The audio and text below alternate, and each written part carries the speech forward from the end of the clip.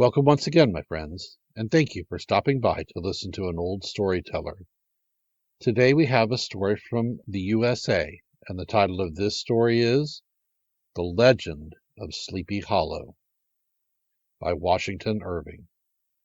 Found among the papers of the late Diedrich Knickerbocker. A pleasing land of drowsy head it was, of dreams that wave before the half-shut eye, and of gay castles in the clouds that pass, forever flushing around a summer sky. Castle of Indolence.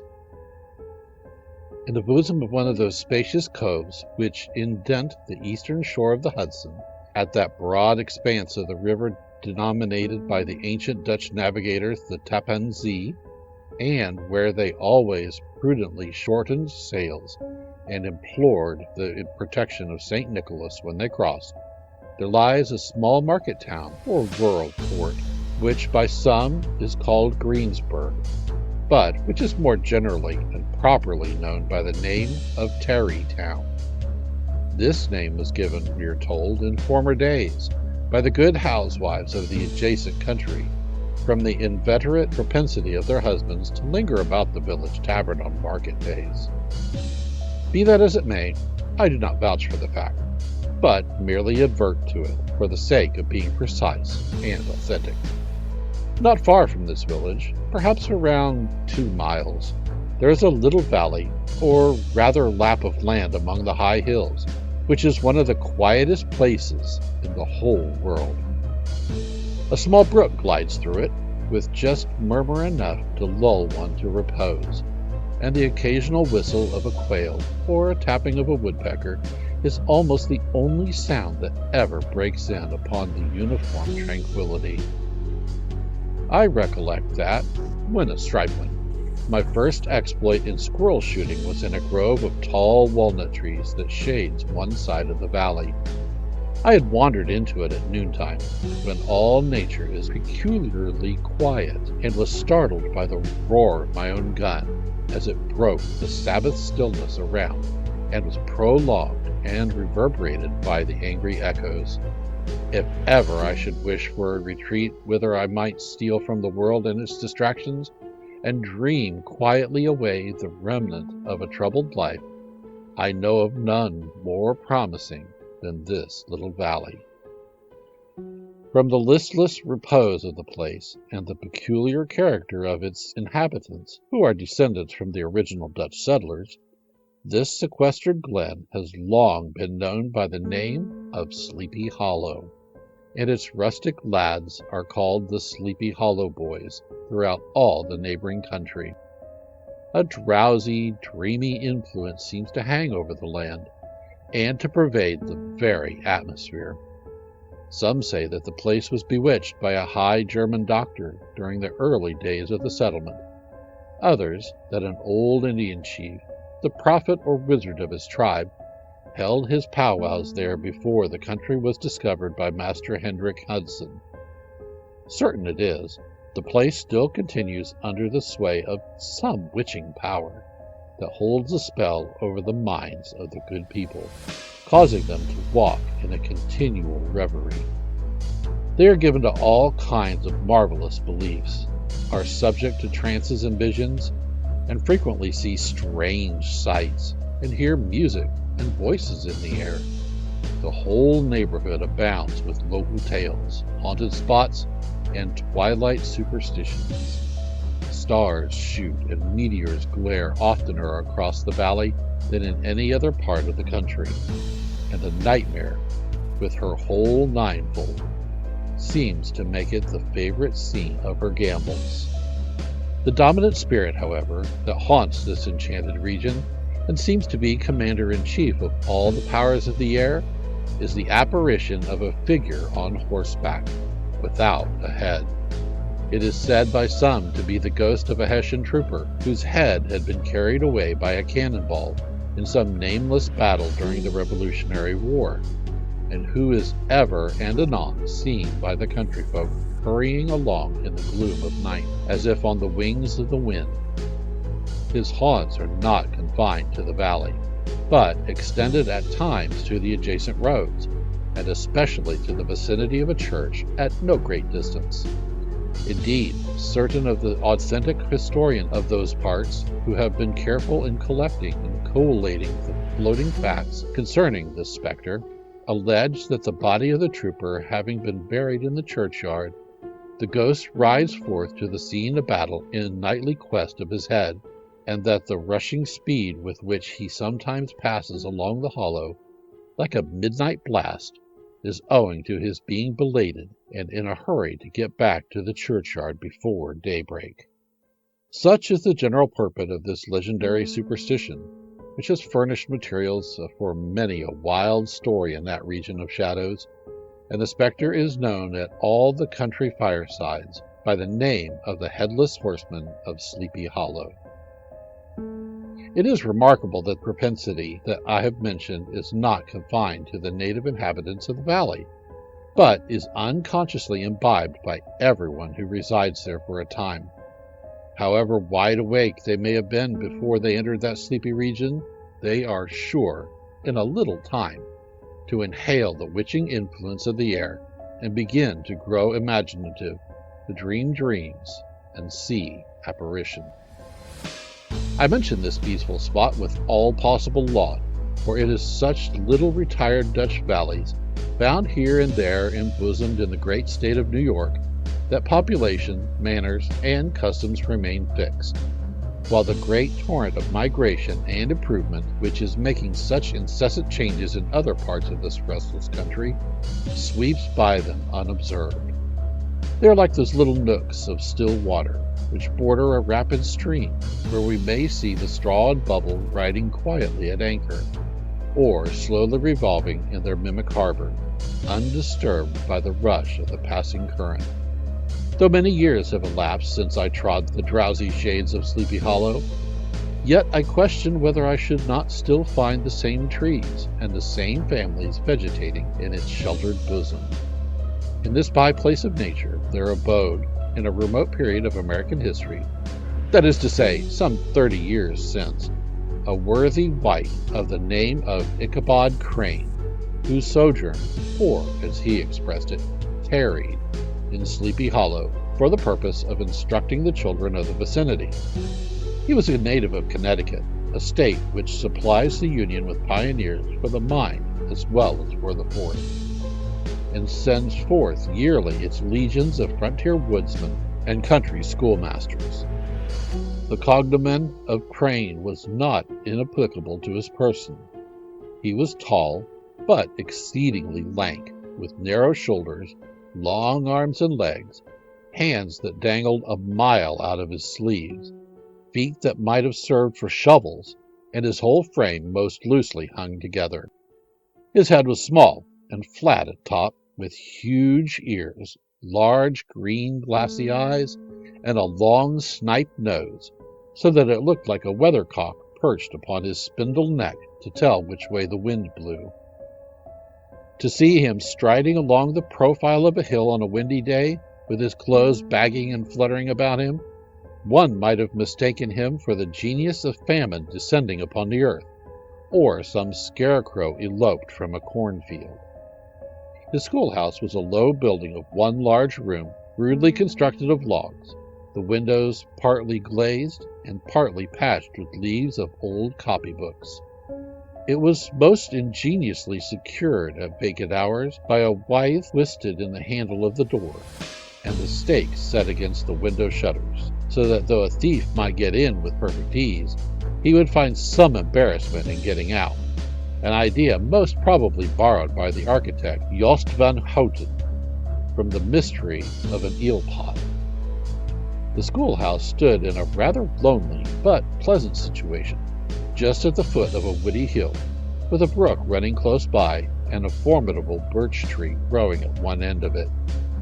From hence, the low murmur of his pupils' voices conning over their lessons might be heard in a drowsy summer's day, like the hum of a beehive, interrupted now and then by the authoritative voice of the master in the tone of menace or command, or, peradventure, by the appalling sound of the birch, as he urged some tardy loiterer along the flowery path of knowledge. Truth to say, He was a conscientious man, and ever bore in mind the golden maxim, spare the rod and spoil the child. Ichabod Crane's scholars certainly were not spoiled. I would not have imagined it, however, that he was one of those cruel potentates of the school who joy in the smart of their subjects. On the contrary, he administered justice with discrimination rather than severity, taking the burden off the backs of the weak and laying it on those of the strong. Your mere puny stripling that winced at the least flourish of the rod was passed by with indulgence. But the claims of justice were satisfied by inflicting a double portion on some little tough, wrong-headed, broad-skirted Dutch urchin who sulked and swelled and grew dogged and sullen beneath the birch. All this he called, quote, doing his duty by their parents, unquote, and he never inflicted a chastisement without following it by the assurance, so consolatory to the smarting urchin, that he would remember it and thank him for it the longest day he had to live. When school hours were over, he was even the companion and playmate of the larger boys, and on holiday afternoons would convoy some of the smaller ones home, who happened to have pretty sisters or good housewives for mothers, noted for the comforts of the cupboard. Indeed, it behoved him to keep on good terms with his pupils. The revenue arising from his school was small, and would have been scarcely sufficient to furnish him with daily bread, for he was a huge feeder, and, though lank, had the dilating powers of an anaconda. But to help out his maintenance, he was, according to the country custom in those parts, boarded and lodged at the houses of the farmers whose children he instructed. With these he lived successively a week at a time, thus going the rounds of the neighborhood, with all his worldly effects tied up in a cotton handkerchief. That all this might not be too onerous on the purses of his rustic patrons, who are apt to consider the cost of schooling a grievous burden, and schoolmasters as mere drones, he had various ways of rendering himself both useful and agreeable. He assisted the farmers occasionally in the lighter labors of their farms, helped to make hay, mended the fences, took the horses to water, drove the cows from pasture, and cut wood for the winter fire. He laid aside, too, all the dominant dignity and absolute sway with which he lorded it in his little empire, the school, and became wonderfully gentle and ingratiating. He found favor in the eyes of the mothers by petting the children, particularly the youngest, and like the lion bold, which whilom so magnanimously the lamb did hold, he would sit with a child on one knee, and rock a cradle with his foot for whole hours together. In addition to his other vocations, he was the singing master of the neighborhood, and picked up many bright shillings by instructing the young folk in psalmody. It was a matter of no little vanity to him on Sundays to take his station in front of the church gallery with a band of chosen singers, where, in his own mind, he completely carried away the palm for the parson. Certain it is, his voice resounded far above all the rest of the congregation, and there are peculiar quavers still to be heard in that church, which may even be heard half a mile off, quite to the opposite of the mill pond on a still Sunday morning, which are said to be legitimately descended from the nose of Ichabod Crane. Thus, by divers little makeshifts, in that ingenious way which is commonly denominated by hook and by crook, the worthy pedagogue got on tolerably enough, and was thought by all who understood nothing of the labor of headwork to have a wonderfully easy life of it. The schoolmaster is generally a man of some importance in the female circle of a rural neighborhood, being considered a kind of idle, gentlemanlike personage of vast superior taste and accomplishments to the rough country swains, and indeed inferior in learning only to the parson.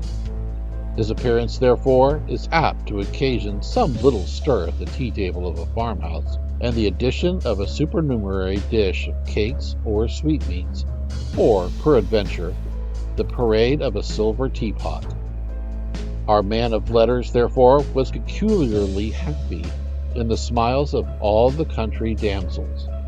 How he would figure among them in the churchyard, between services on Sundays, gathering grapes for them from the wild vines that overran the surrounding trees, reciting for their amusement all the epitaphs on the tombstones, or sauntering with a whole bevy of them along the banks of the adjacent mill pond, while the more bashful country bumpkins hung sheepishly back, envying his superior elegance and address. From his half-itinerant life, also, he was a kind of traveling gazette, carrying the whole budget of the local gossip from house to house, so that his appearance was always greeted with satisfaction.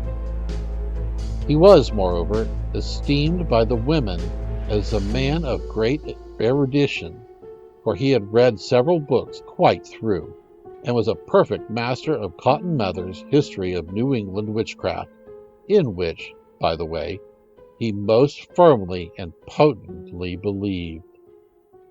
He was, in fact, an odd mixture of small shrewdness and simple credulity. His appetite for the marvelous and his powers of digesting it were equally extraordinary, and both had been increased by his residence in this spellbound region. No tale was too gross or monstrous for his capacious swallow. It was often his delight, after his school was dismissed in the afternoon, to stretch himself on the rich bed of clover bordering the little brook that whimpered by his schoolhouse, and there con over old Mather's direful tales until the gathering dusk of evening made the printed page a mere mist before his eyes.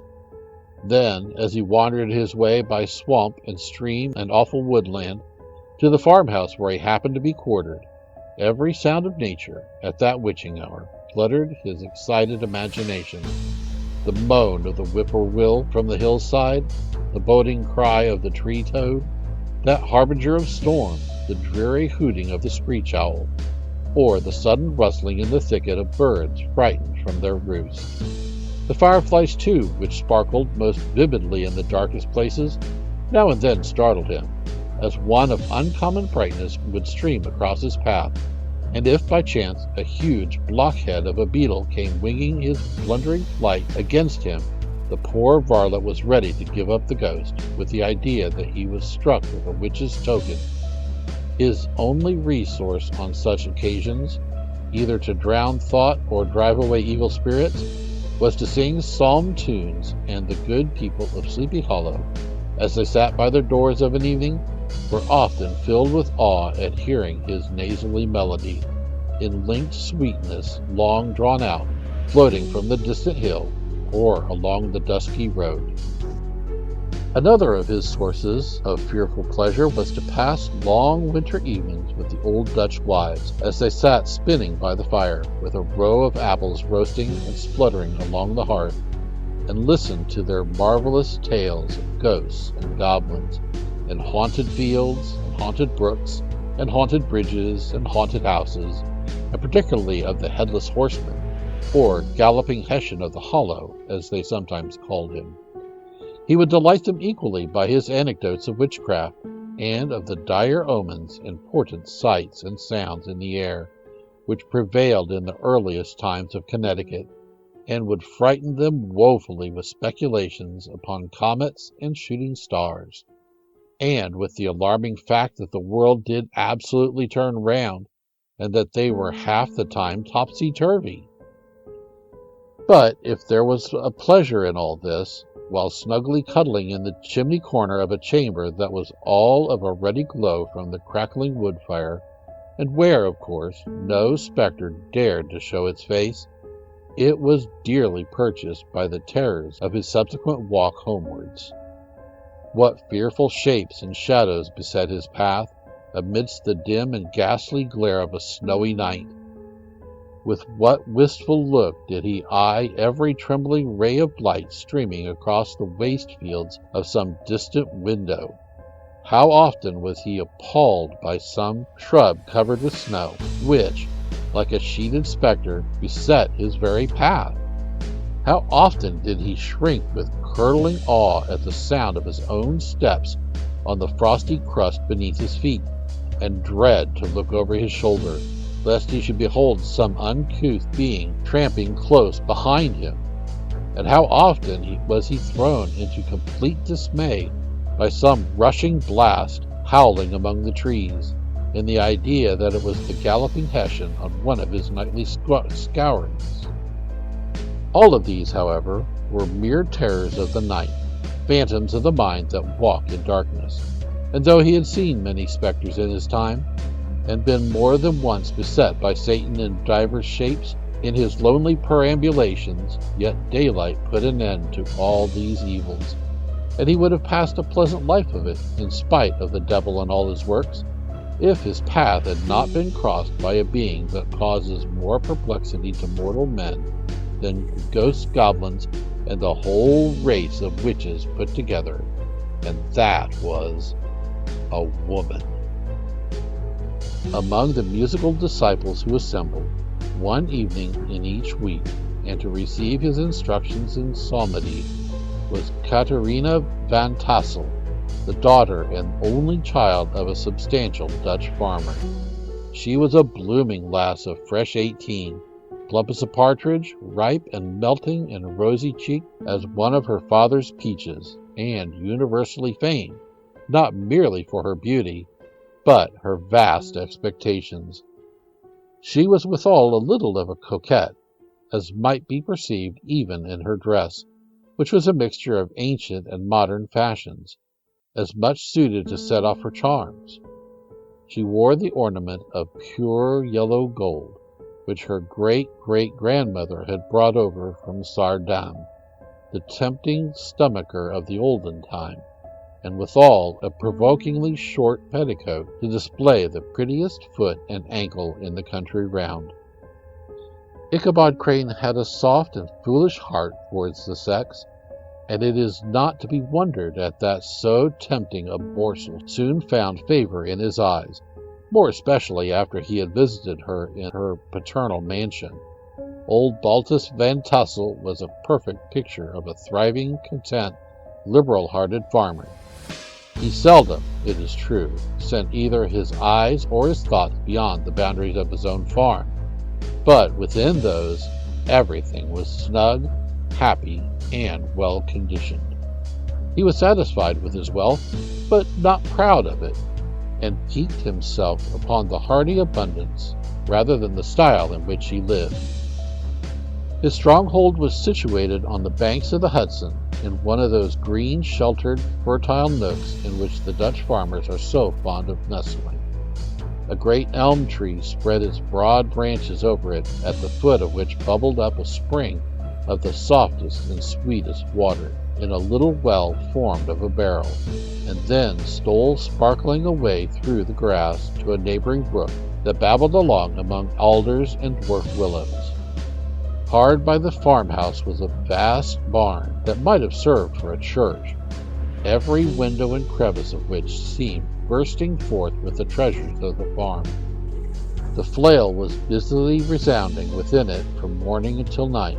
Swallows and martins skimmed, twittering above the eaves, and rows of pigeons, some with one eye turned up, as if watching the weather, some with their heads under their wings or buried in their bosoms, and others, swelling and cooing and bowing about their dames, were enjoying the sunshine on the roof.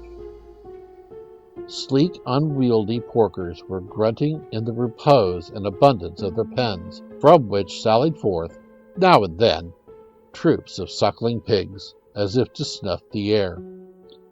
A stately squadron of snowy geese were riding in an adjoining pond, convoying whole fleets of ducks. Regiments of turkeys were gobbling through the farmyard, and guinea fowls fretting about it, like ill-tempered housewives, with their peevish, discontented cry. Before the barn door strutted the gallant cock, that pattern of a husband, a warrior and a fine gentleman, clapping his burnished wings and crowing in the pride and gladness of his heart, sometimes tearing up the earth with his feet, and then generously calling his ever-hungry family of wives and children to enjoy the rich morsel which he had discovered.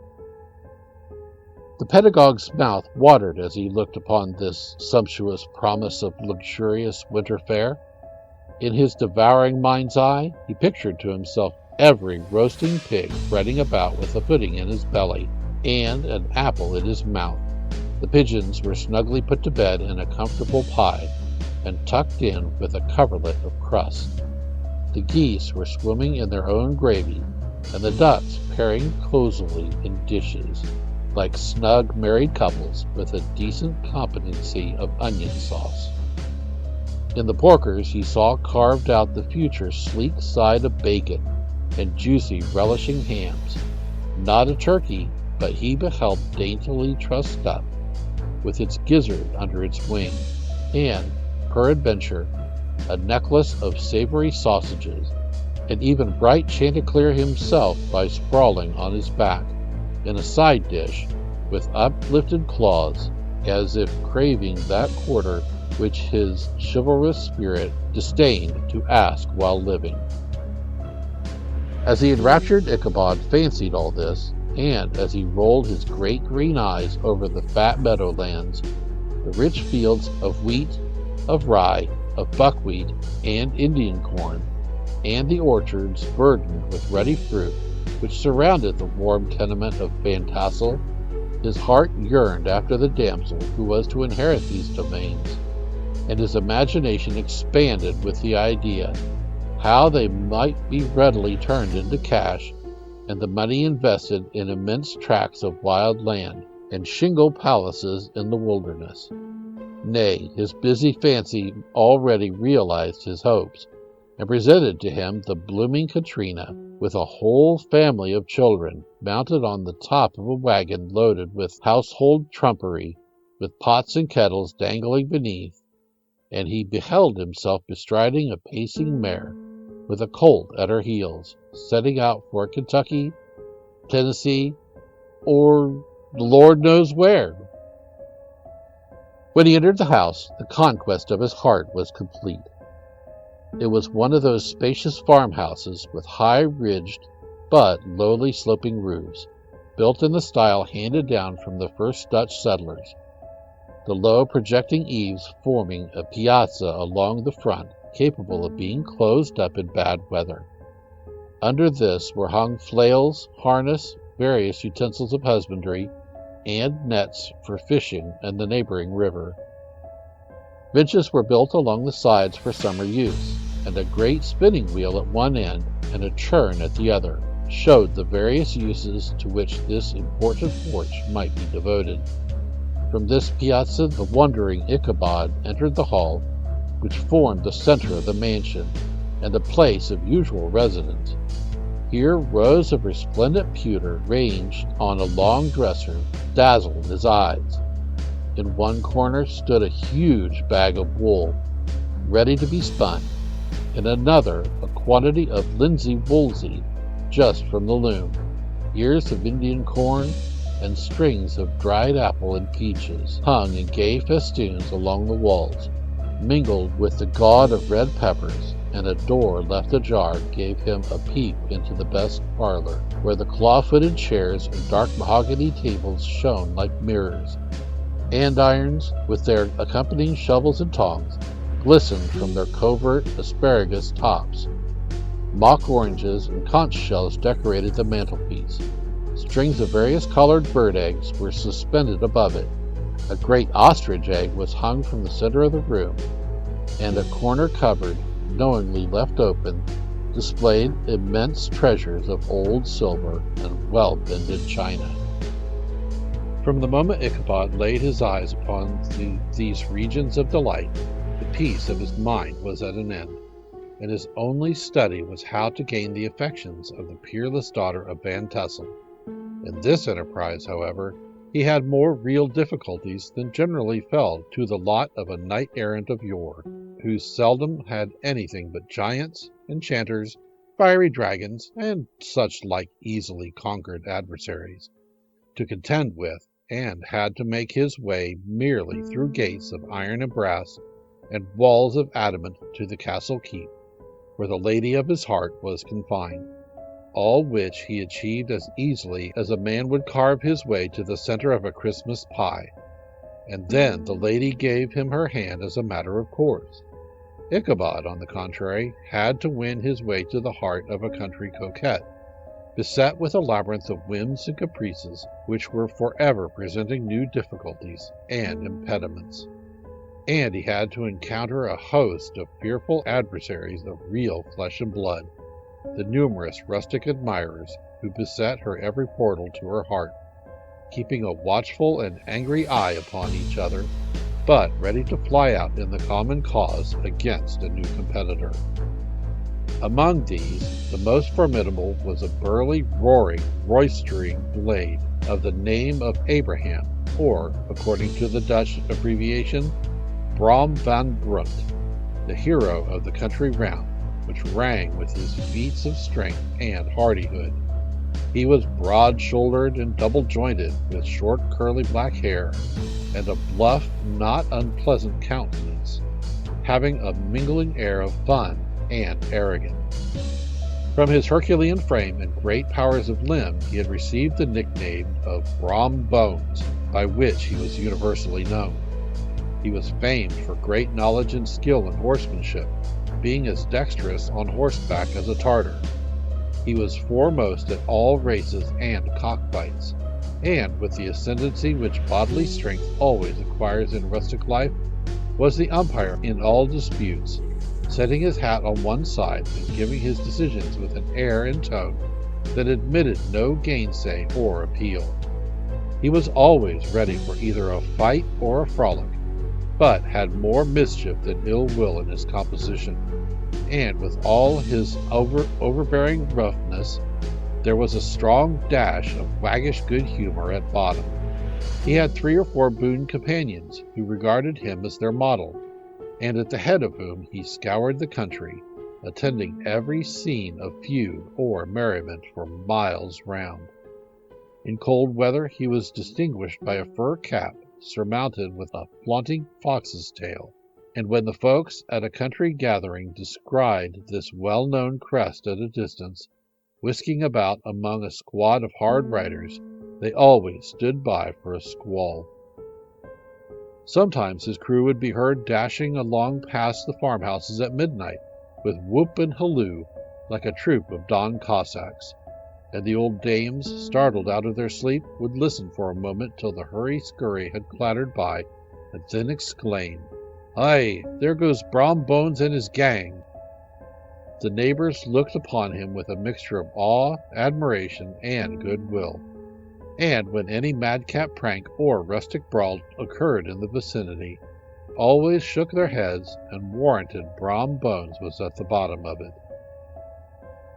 This rantipole hero had for some time singled out the blooming Katrina for the object of his uncouth gallantries, and though his amorous toyings were something like the gentle caresses and endearments of a bear, yet it was whispered that she did not altogether discourage his hopes.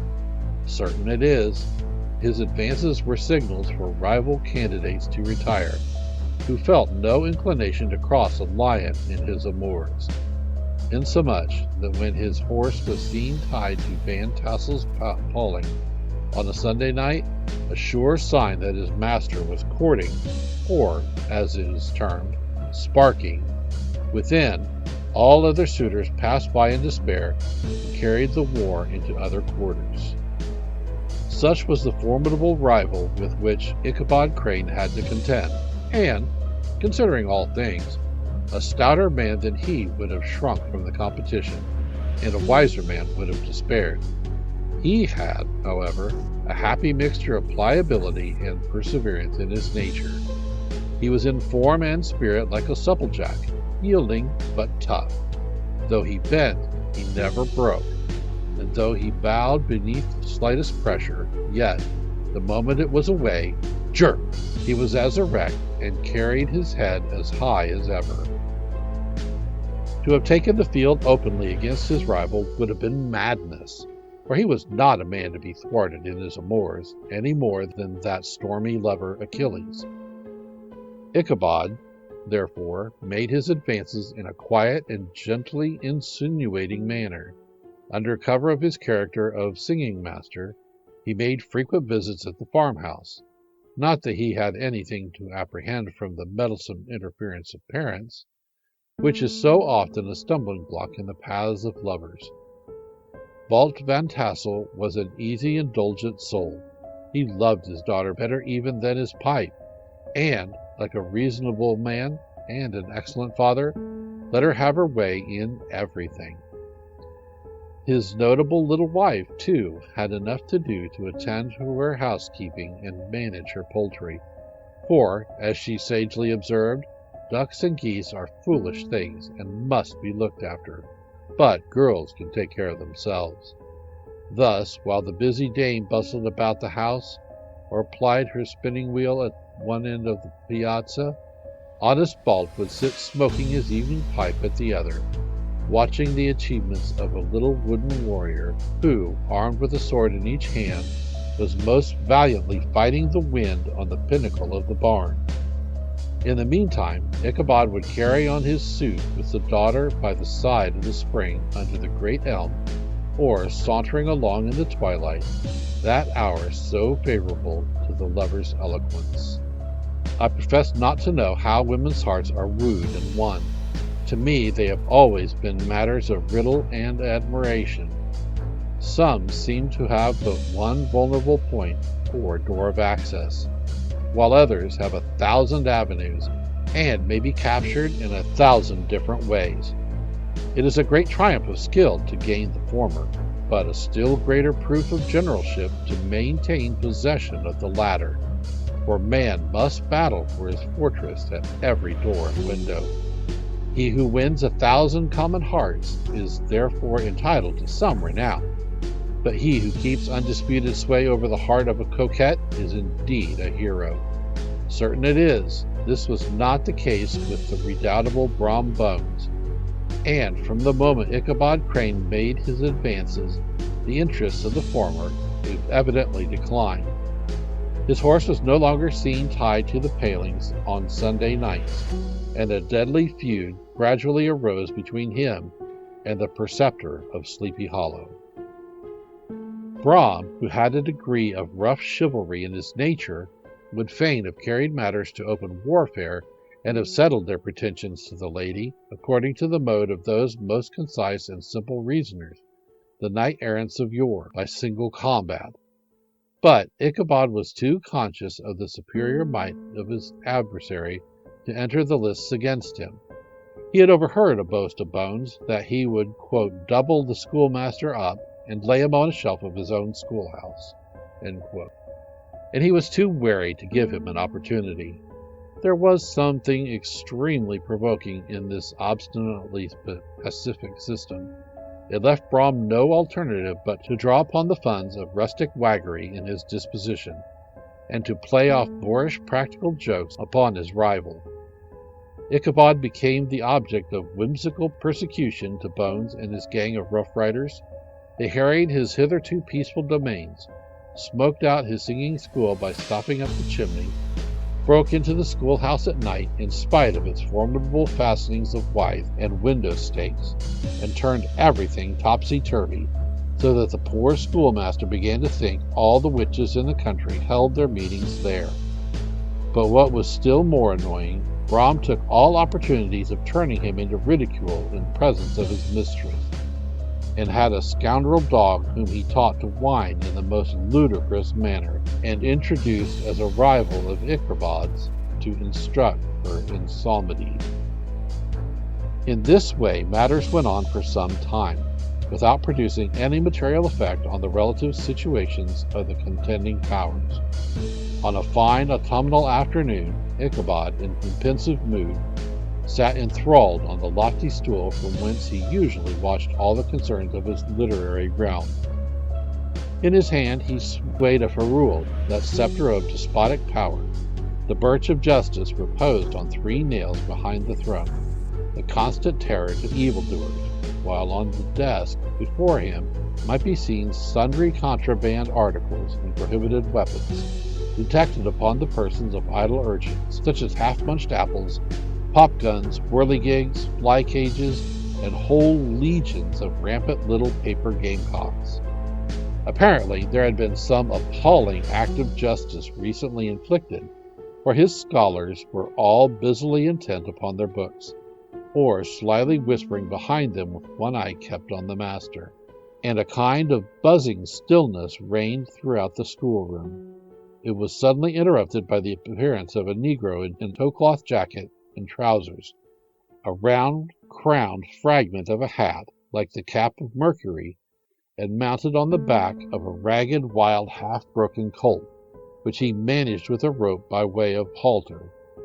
He came clattering up the school door with an invitation to Ichabod to attend a merrymaking or quilting frolic to be held that evening at Mynheer Van Tassel's, and having delivered his message with that air of importance and effort at fine language which a Negro is apt to display on certain emissaries of the kind, he dashed over the brook and was seen scampering away up the hollow, full of the importance and hurry of his mission.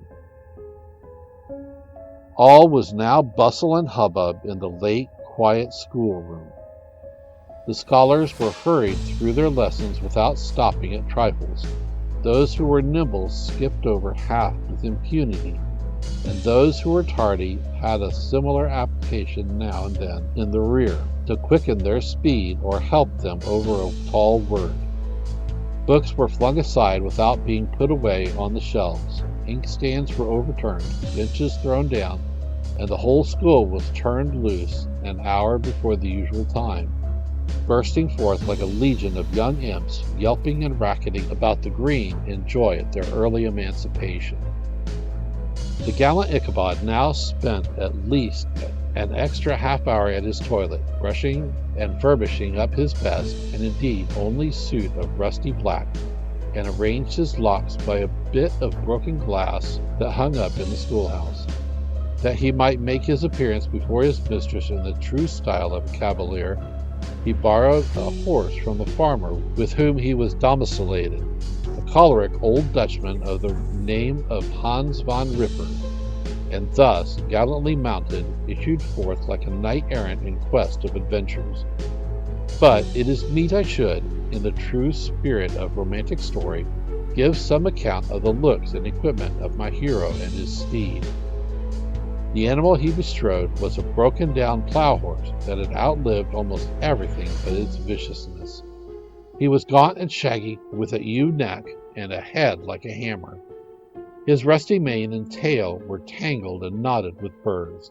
One eye had lost its pupil and was glaring and spectral, but the other had the gleam of a genuine devil in it. Still, he must have had fire and metal in his day, if we may judge by the name he bore of Gunpowder. He had, in fact, been a favorite steed of his master's, the choleric Van Ripper, who was a furious rider, and had infused, very probably, some of his own spirit into the animal, for, old and broken down as he looked, there was more of the lurking devil in him than in any young filly in the country. Ichabod was a suitable figure for such a steed. He rode with short stirrups, which brought his knees nearly up to the pommel of the saddle. His sharp elbows stuck out like grasshoppers. He carried his whip perpendicularly in his hand, like a spectre, and as his horse jogged on, the motion of his arms was not unlike the flapping of a pair of wings. A small wool hat had rested on the top of his nose, for so his scanty strip of forehead might be called, and the skirts of his black coat fluttered out almost to the horse's tail. Such was the appearance of Ichabod and his steed as they shambled out the gate of Hans van Ripper, and it was altogether such an apparition as is seldom to be met in broad daylight. It was, as I have said, a fine autumnal day. The sky was clear and serene, and nature wore that rich and golden livery which we always associate with the idea of abundance. The forests had put on their sober brown and yellow, while some trees of the tenderer kind had been nipped by the frosts in brilliant dyes of orange, purple, and scarlet. Streaming files of wild ducks began to make their appearance high in the air. The barking of the squirrel might be heard from the groves of beech and hickory nuts, and the pensive whistle of the quail at intervals from the neighboring stubble field. The small birds were taking their farewell banquets. In the fullness of their revelry, they fluttered, chirping and frolicking from bush to bush. They fluttered, chirping and frolicking from bush to bush, and tree to tree, capricious of the very profusion and variety around them. There was the honest cock-robin, the favorite game of stripling sportsmen, with its loud, querulous note, and the twittering blackbirds flying in sable clouds, and the golden-winged woodpecker with his crimson crest, his broad black gorget, and splendid plumage, and the cedar bird with its red-tipped wings and yellow-tipped tail, and its little Montiero cap of feathers, and the blue jay, that noisome coxcomb, in his gay light blue coat and white underclothes, screaming and chattering, nodding and bobbing and bowing, and pretending to be on good terms with every songster of the grove. As Ichabod jogged slowly on his way, his eye, ever open to every symptom of culinary abundance, ranged with delight over the treasures of jolly autumn. On all sides he beheld vast stores of apples, some hanging in oppressive opulence on the trees, some gathered into baskets and barrels for the market, others heaped up in rich piles for the cider press. Farther on he beheld great fields of Indian corn, with its golden ears peeping from their leafy coverts, and holding out the promise of cakes and hasty pudding, and the yellow pumpkins lying beneath them, turning up their fair round bellies to the sun, and giving ample prospects of the most luxurious of pies. And anon he passed the fragrant buckwheat fields, breathing the odor of the beehive, and as he beheld them, soft anticipations stole over his mind of dainty slapjacks, well buttered, and garnished with honey or treacle by the delicious little dimpled hand of Katrina Van Tassel. Thus, feeding his mind with many sweet thoughts and sugared suppositions, he journeyed along the sides of a range of hills which look out upon some of the goodliest scenes of the mighty Hudson. The sun gradually wheeled his broad disk down in the west. The wide bosom of the Tappan Zee lay motionless and glassy, except that here and there a gentle undulation waved and prolonged the blue shadow of the distant mountain. A few amber clouds floated in the sky, and without a breath of air to move them. The horizon was a fine golden tint, changing gradually into a pure apple green, and from that into the deep blue of the mid-heaven. A slanting ray lingered on the woody crests of the precipices that overhung some parts of the river, giving greater depth to the dark gray and purple of their rocky sides. A sloop was loitering in the distance, dropping slowly down with the tide, her sail hanging uselessly against the mast, and as the reflection of the sky gleamed along the still water, it seemed as if the vessel was suspended in the air. It was towards evening that Ichabod arrived at the castle of Heer Van Tassel, which he found thronged with the pride and flower of the adjacent country. Old farmers, a spare leathern-faced race, in homespun coats and breeches, blue stockings, huge shoes, and magnificent pewter buckles.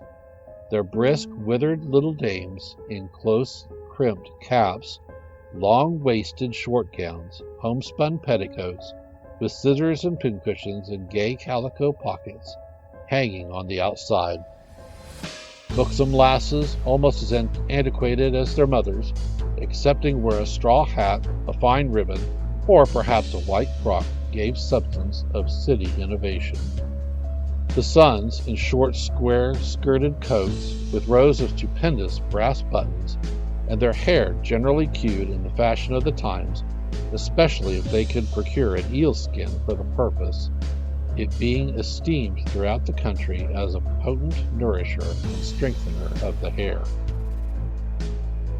Brom Bones, however, was the hero of the scene, having come to the gathering on his favorite steed Daredevil, a creature, like himself, full of mettle and mischief, and which no one but himself could manage.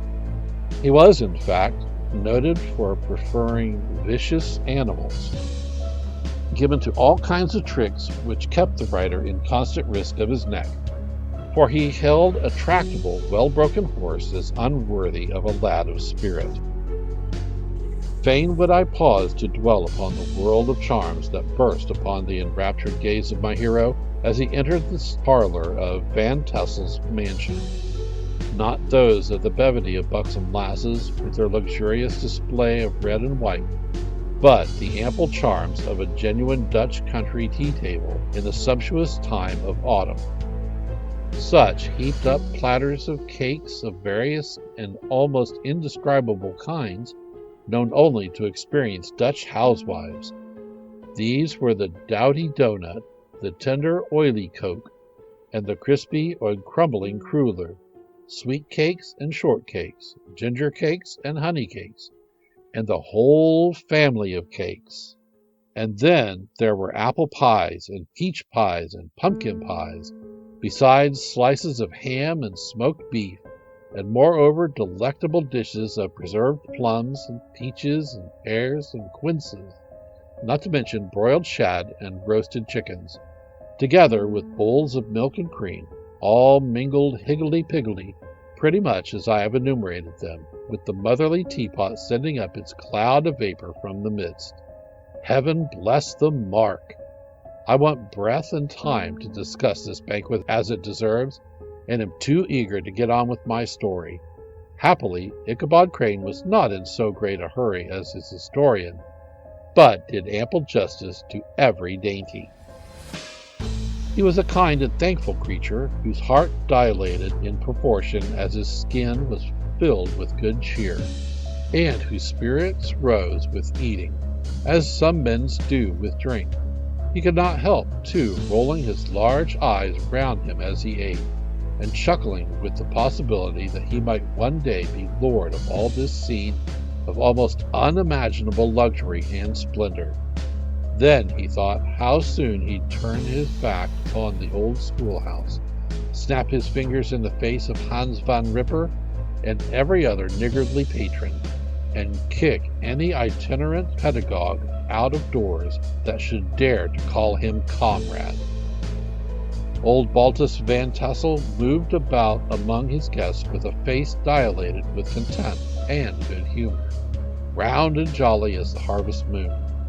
His hospitable attentions were brief, but expressive, being confined to the shake of the hand, slap on the shoulder, a loud laugh, and a pressing invitation to fall to and help themselves.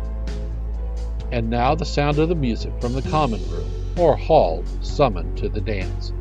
The musician was an old gray-haired Negro who had been the itinerant orchestra of the neighborhood for more than half a century. His instrument was as old and battered as himself.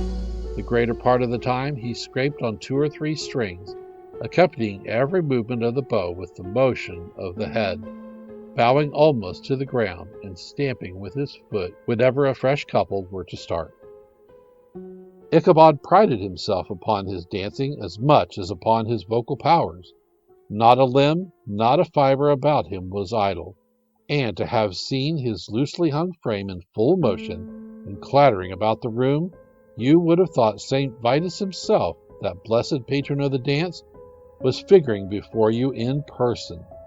He was the admiration of all the Negroes, who, having gathered, of all ages and sizes, from the farm in the neighborhood, stood forming a pyramid of shining black faces at every door and window, gazing with delight at the scene, rolling their white eyeballs, and showing grinning rows of ivory from ear to ear. How could the flogger of urchins be otherwise than animated and joyous?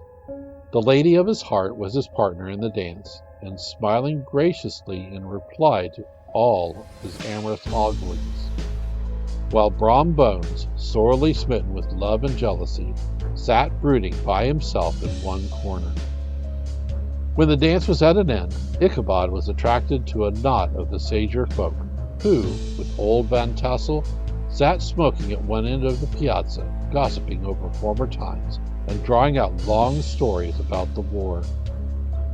This neighborhood, at the time of which I am speaking, was one of those highly favored places which abound with chronicle and great men. The British and American line had run near it during the war.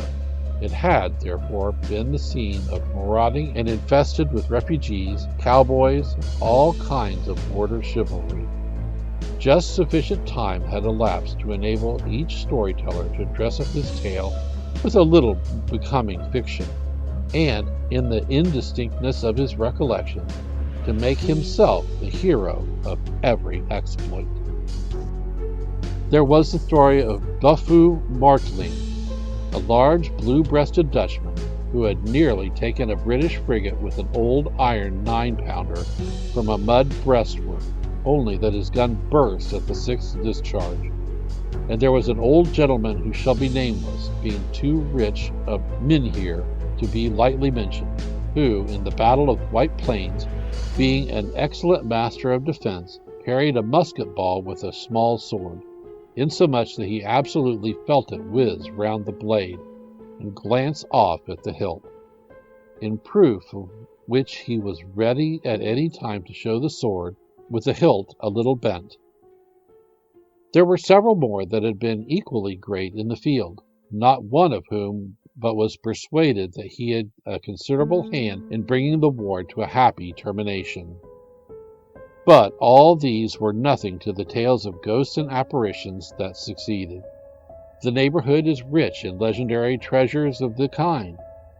Local tales and superstitions thrive best in these sheltered, long-settled retreats, but are trampled underfoot by the shifting throng that forms the population of most of our country places.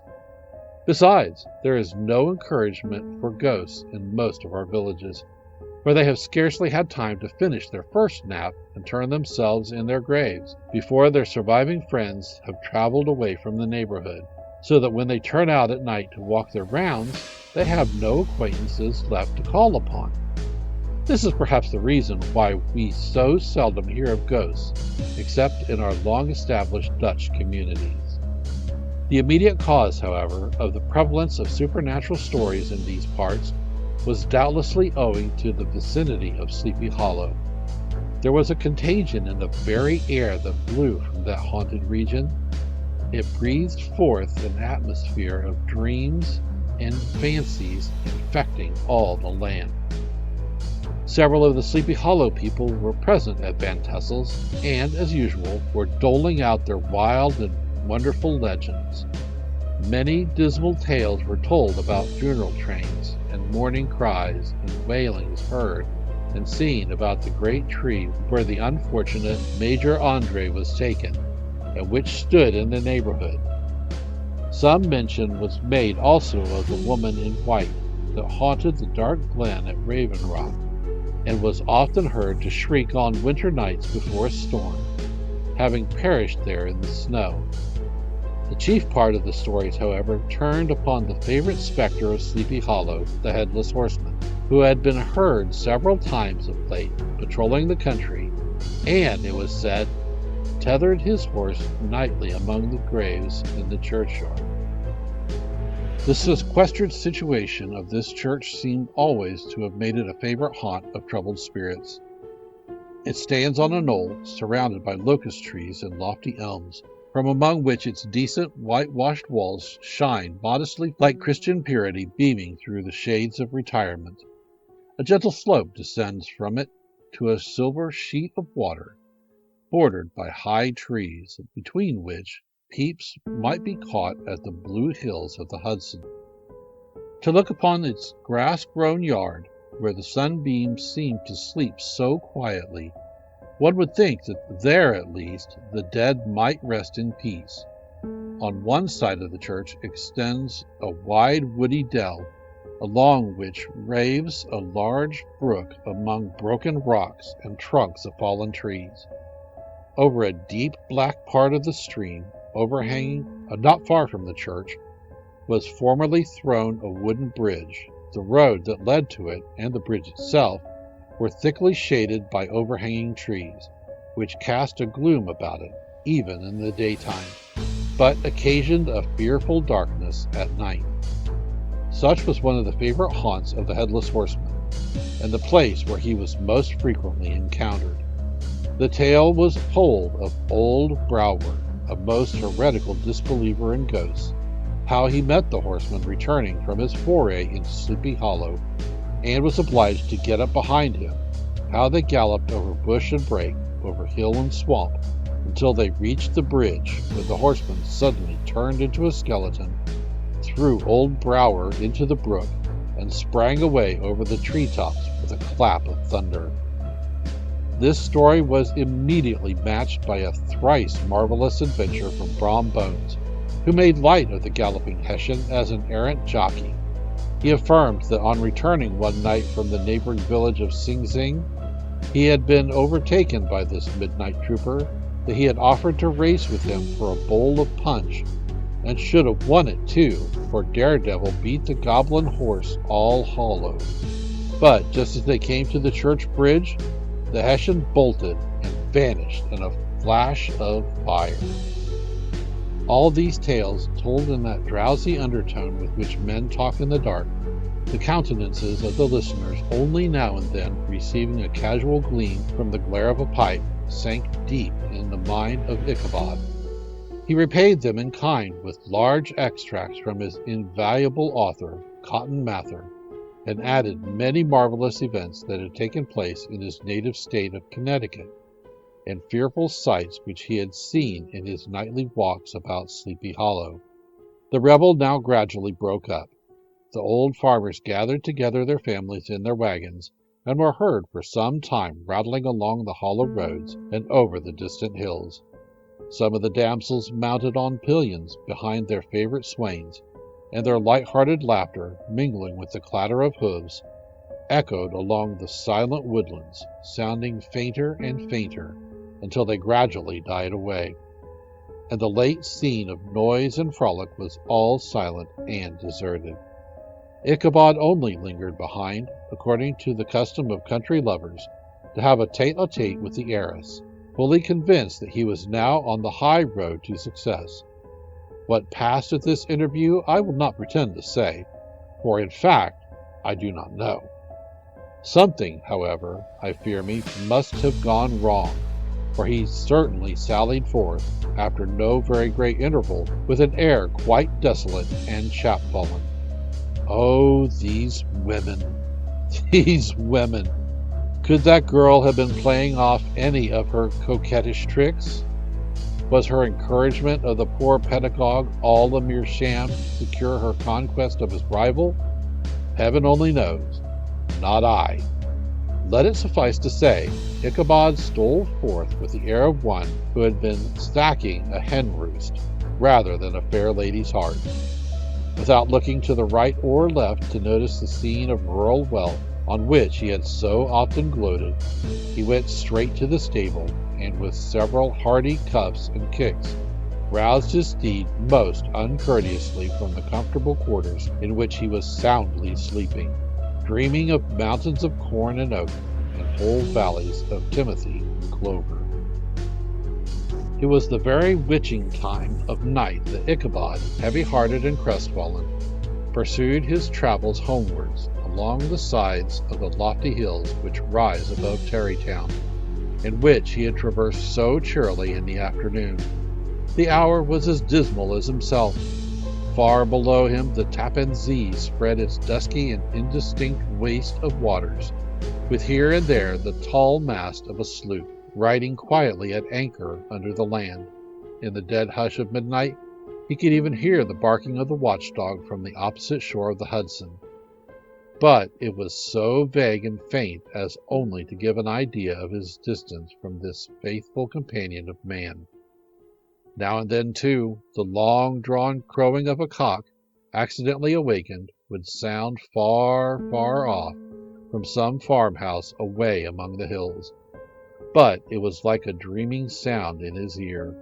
No signs of life occurred near him, but occasionally the melancholy chirp of a cricket, or perhaps the guttural twang of a bullfrog from a neighboring marsh, as if sleeping uncomfortably and turning suddenly in his bed. All the stories of ghosts and goblins that he had heard in the afternoon now came crowding upon his recollection. The night grew darker and darker. The stars seemed to sink deeper into the sky, and driving clouds occasionally hid them from his sight. He had never felt so lonely and so dismal. He was, moreover, approaching the very place where many of the scenes of the ghost stories had been laid. In the center of the road stood an enormous tulip tree, which towered like a giant above all the other trees of the neighborhood, and formed a kind of landmark. Its limbs were gnarled and fantastic, large enough to form trunks for ordinary trees, twisting down almost to the earth and rising again into the air. It was connected with the tragic story of the unfortunate Andre, who had been taken prisoner hard by, and was universally known by the name of Major Andre's tree. The common people regarded it with a mixture of respect and superstition, partly out of sympathy for the fate of its ill-starred namesake, and partly from the tales of strange sights and doleful lamentations told concerning it. As Ichabod approached this fearful tree, he began to whistle, and he thought his whistle was answered. But it was a blast sweeping sharply through the dry branches. As he approached a little nearer, he thought he saw something white hanging in the midst of the tree. He paused and ceased whistling, but, on looking more narrowly, perceived that it was a place where the tree had been scathed by lightning, and the white wood laid bare. Suddenly he heard a groan. His teeth chattered, and his knees smote against the saddle. It was but the rubbing of one huge bough upon another, as they swayed about by the breeze. He passed the tree in safety, but new perils lay before him. About 200 yards from the tree, a small brook crossed the road and ran into a marshy and thick-wooded glen known by the name of Wiley's Swamp. A few rough logs, laid side by side, served for a bridge over this stream. On that side of the road where the brook entered the wood, a group of oaks and chestnuts, matted thick with wild grapevines, threw a cavernous gloom over it. To pass this bridge was the severest trial. It was at this identical spot that the unfortunate Andre was captured, and under the covert of those chestnuts and vines were the sturdy yeomen concealed who surprised him. This has ever since been considered a haunted stream, and fearful are the feelings of the schoolboy who has to pass it alone after dark. As he approached the stream, his heart began to thump. He summoned up, however, all his resolution, gave his horse half a score of kicks in the ribs, and attempted to dash briskly across the bridge. But instead of starting forward, the perverse old animal made a lateral move and ran broadside against the fence. Ichabod, whose fears increased with the delay, jerked the reins on the other side and kicked lustily with the contrary foot. It was all in vain. The steed started, it is true, but it was only to plunge to the opposite side of the road into a thicket of brambles and alder bushes. The schoolmaster now bestowed both whip and heel upon the starveling ribs of old Gunpowder, who dashed forward, snuffling and snorting, but came to a stand just by the bridge, with a suddenness that had nearly sent his rider sprawling over his head. Just at this moment, a plashy tramp by the side of the bridge caught the sensitive ear of Ichabod. In the dark shadow of the grove, on the margin of the brook, he beheld something huge, misshapen, and towering. It stirred not, but seemed gathered up in the gloom, like some gigantic monster ready to spring upon the traveler. The hair of the affrighted pedagogue rose upon his head with terror. What was to be done? To turn and fly was now too late. Besides, what chance was there of escaping ghost or goblin, if such it was? which could ride upon the wings of the wind. Summoning up, therefore, a show of courage, he demanded in stammering accents, "Who are you?" He received no reply. He repeated his demand in a still more agitated voice. Still, there was no answer. Once more he cudgeled the side of the inflexible gunpowder, and, shutting his eyes, broke forth with involuntary fervor into a psalm tune. Just then the shadowy object of alarm put itself in motion, and with a scramble and a bound stood at once in the middle of the road. Though the night was dark and dismal, yet the form of the unknown might now, in some degree, be ascertained. He appeared to be a horseman of large dimensions, and mounted on a black horse of powerful frame. He made no offer of molestation or sociability, but kept aloof on one side of the road, jogging along on the blind side of old Gunpowder, who had now got over his fright and waywardness. Ichabod, who had no relish for this strange midnight companion, and bethought himself of the adventure of Brom Bones with the galloping Hessian, now quickened his steed in hopes of leaving him behind. The stranger, however, quickened his horse to an equal pace. Ichabod pulled up and fell into a walk, thinking to lag behind. The other did the same. His heart began to sink within him. He endeavored to resume his psalm tune, but his parched tongue clove to the roof of his mouth, and he could not utter a stave.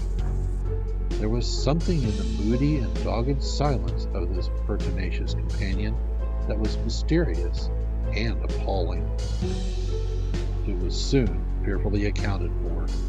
On mounting a rising ground, which brought the figure of his fellow traveler in relief against the sky, gigantic in height and muffled in a cloak, Ichabod was horror-struck on perceiving that he was headless.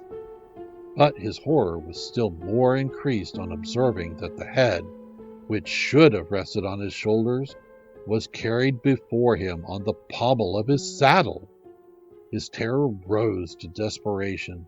He rained a shower of kicks and blows upon Gunpowder, hoping by a sudden movement to give his companion the slip. But the spectre started full jump with him. Away then they dashed through thick and thin, stones flying and sparks flashing at every bound.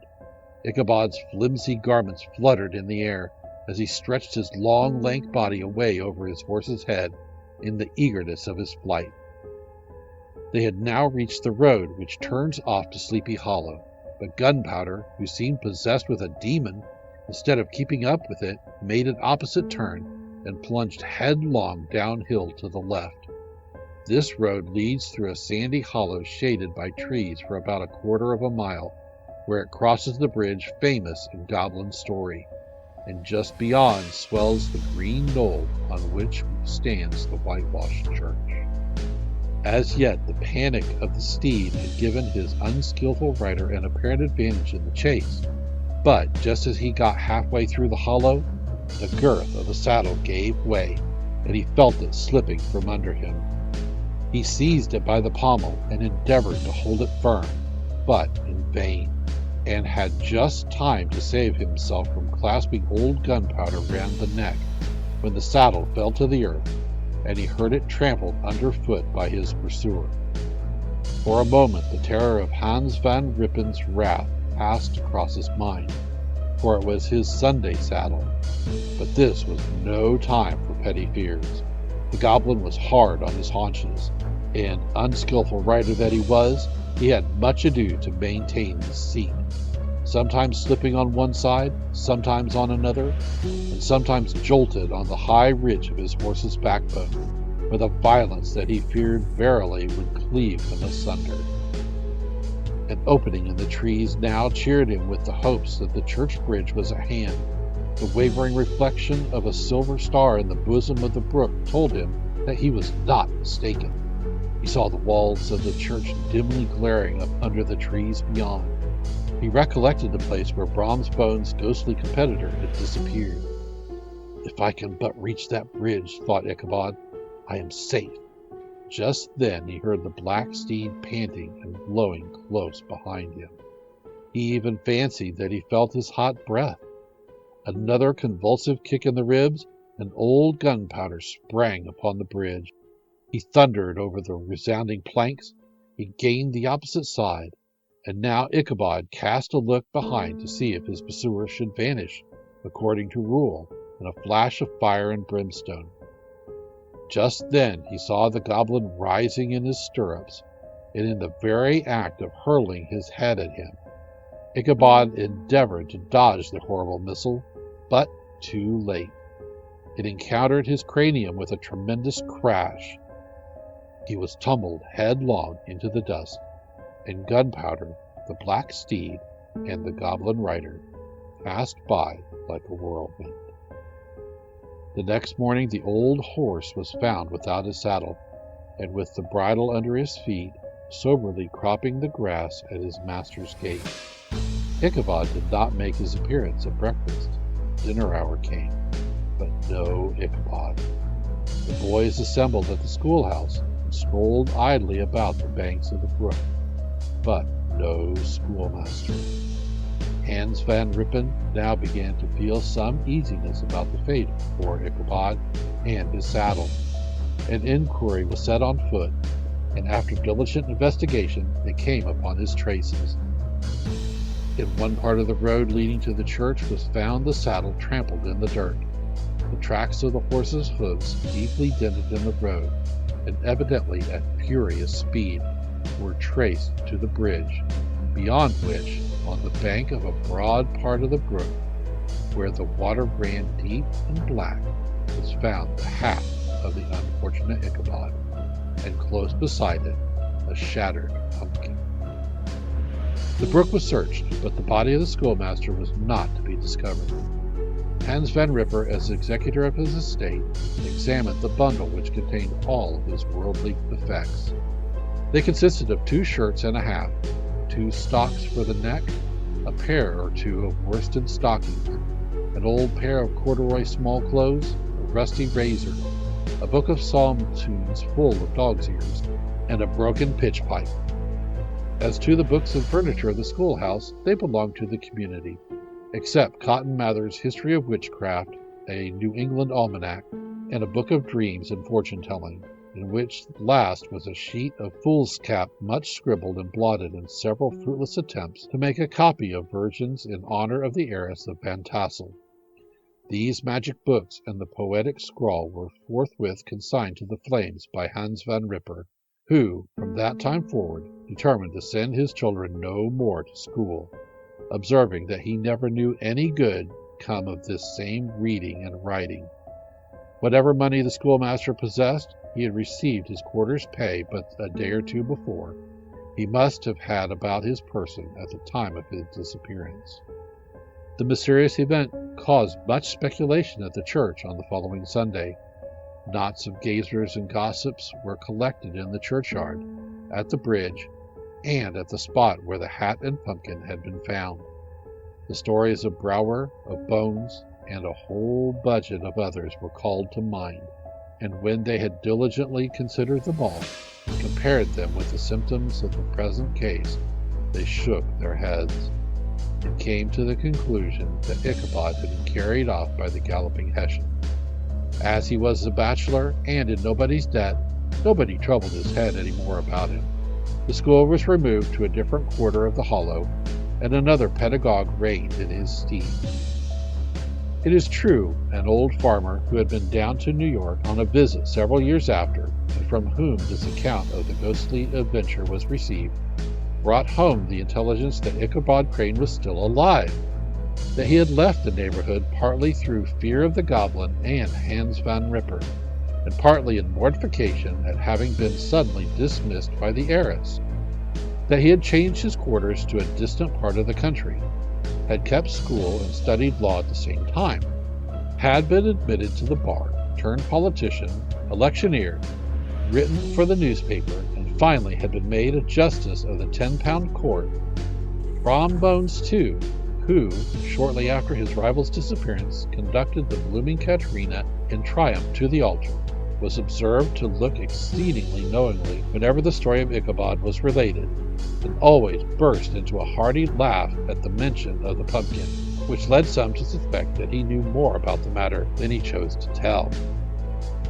The old country wives, however, who are the best judges of these matters, maintain to this day that Ichabod was spirited away by supernatural means, and it is a favorite story often told about the neighborhood round the winter evening fire. The bridge became more than ever an object of superstitious awe, and that may be the reason why the road has been altered of late years, so as to approach the church by the border of the mill pond. The schoolhouse, being deserted, soon fell to decay, and was reported to be haunted by the ghost of the unfortunate pedagogue and the ploughboy, loitering homeward of a still summer evening, has often fancied his voice at a distance, chanting a melancholy psalm tune among the tranquil solitudes of Sleepy Hollow. Postscript, found in the handwriting of Mr. Knickerbocker. The preceding tale is given almost in the precise words in which I heard it related at a corporate meeting at the ancient city of Manhattoes, at which were present many of its sagest and most illustrious burghers.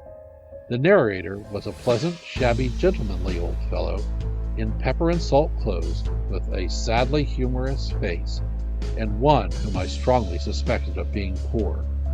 He made such efforts to be entertaining. When his story was concluded, there was much laughter and approbation, particularly from 2 or 3 deputy aldermen who had been asleep the greater part of the time.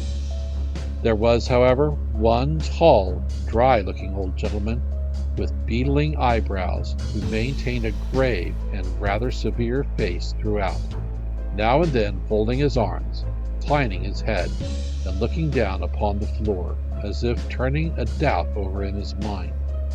He was one of your wary men who never laugh but upon good grounds, whether they have reason and law on their side. When the mirth of the rest of the company had subsided and silence was restored, he leaned one arm on the elbow of his chair, and sticking the other akimbo, demanded with a slight but exceedingly sage motion of the head and contraction of the brow what was the moral of the story, and what it went to prove. The storyteller, who was just putting a glass of wine to his lips as a refreshment after his toils, paused for a moment, looked at his inquirer with an air of infinite deference, and, lowering the glass slowly to the table, observed that the story was intended most logically to prove that there is no situation in life but has its advantages and pleasures, provided we will but take a joke as we find it. That, therefore, he that runs races with goblin troopers is likely to have a rough riding of it. Ergo, for a country schoolmaster to be refused the hand of a Dutch heiress is a certain step to high preferment in the state. The cautious old gentleman knit his brows tenfold closer after this explanation, being sorely puzzled by the ratiocination of the syllogism, while, methought, the one in pepper and salt eyed him with something of a triumphant leer. At length he observed that all this was very well, but still he thought the story a little on the extravagant. There were 1 or 2 points on which he had his doubts. "Faith, sir," replied the storyteller, "as to that matter, I don't believe one half of it myself." The end. Thank you once again for listening to this story. If you enjoyed this story, please press that like button. Also, please help an old storyteller out by subscribing to my channel. The next story will be posted in a few days, so until then, may your story continue to be a good one.